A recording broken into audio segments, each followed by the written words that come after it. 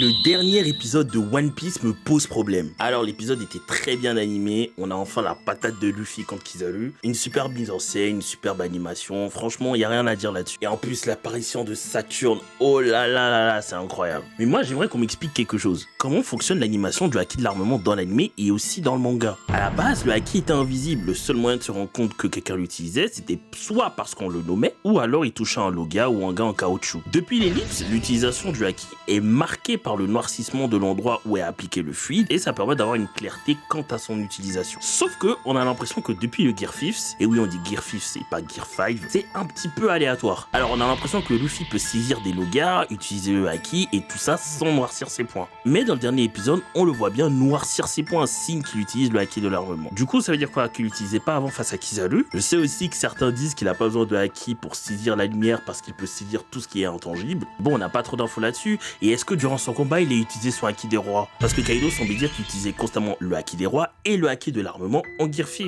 Et aussi vous, est-ce que vous arrivez à différencier le haki de l'armement avancé du haki des rois revêti? J'avoue que pour ça moi j'ai une petite méthode mais j'en parlerai dans une autre vidéo. Donnez-moi votre avis en commentaire en tout cas.